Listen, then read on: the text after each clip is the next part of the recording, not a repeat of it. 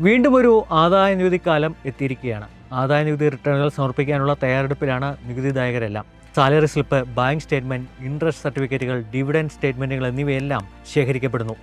ITR file ചെയ്യുന്നതിന് മുൻപ് അതുമായി ബന്ധപ്പെട്ട പിഴവുകൾ കൂടി മനസ്സിലാക്കി വെക്കണം. കാരണം ITR ഫയലിങ്ങിലെ ഈ 6 തെറ്റുകൾ ചെയ്താൽ റീഫണ്ട് മാസങ്ങളോളം വൈകാം. അതിനേക്കാൾ പ്രധാനം ടാക്സ് നോട്ടീസും വരാം.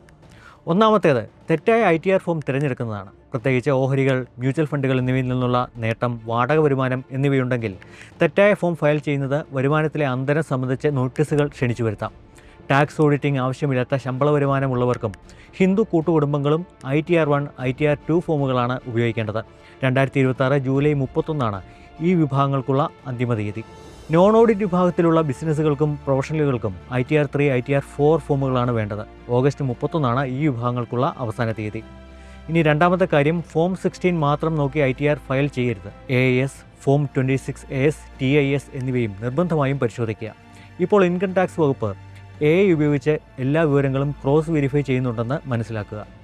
മൂന്നാമതായി, FD നിക്ഷേപങ്ങളുടെ പലിശ വരുമാനം, ഡിവിഡൻഡ്, ഫ്രീലാൻസ് വരുമാനം എന്നിവ മറച്ചു വയ്ക്കരുത്. ബാങ്കുകളും ബ്രോക്കർമാരും ഈ വിവരങ്ങൾ നേരിട്ട് ആദായനികുതി വകുപ്പിന് റിപ്പോർട്ട് ചെയ്യുന്നുണ്ടെന്ന് ഓർത്തിരിക്കണം. നാലാമതായി, അർഹതയില്ലാത്ത ATC, ATD കിഴിവുകൾ ക്ലെയിം ചെയ്യരുത്. ഇത് പിന്നീട് ടാക്സ് ഡിമാൻഡിലേക്ക് നയിക്കാം. അഞ്ചാമതായി, ഫോം 26ASൽ കാണിക്കാത്ത TDS ക്ലെയിം ചെയ്യരുത്. റീഫണ്ട് വൈകാനുള്ള പ്രധാന കാരണങ്ങളിൽ ഒന്നാണിത്. ആറാമതായി, ബാങ്ക് അക്കൗണ്ട് പ്രീ വാലിഡേറ്റ് ചെയ്തിട്ടുണ്ടോ, ITR വെരിഫൈ ചെയ്തിട്ടുണ്ടോ എന്ന് ഉറപ്പാക്കുക. 2026 90 ദിവസങ്ങളിലേറെയായി പ്രോസസ്സ് ആകാതെ കിടന്ന ലക്ഷക്കണക്കിന് റിട്ടേണുകളിൽ പലതും ഇത്തരം പിഴവുകൾ മൂലമാണെന്ന് റിപ്പോർട്ടുകൾ സൂചിപ്പിക്കുന്നു. അപ്പോൾ ITR ഫയൽ ചെയ്യുന്നതിൽ സ്പീഡല്ല പ്രധാനം, കൃത്യതയാണെന്ന് വ്യക്തം. ഒരു ചെറിയ പിഴവ് പോലും റീഫണ്ട് വൈകിക്കുകയോ ടാക്സ് നോട്ടീസിലേക്ക് നയിക്കുകയോ ചെയ്യുമെന്ന് ഓർക്കുക.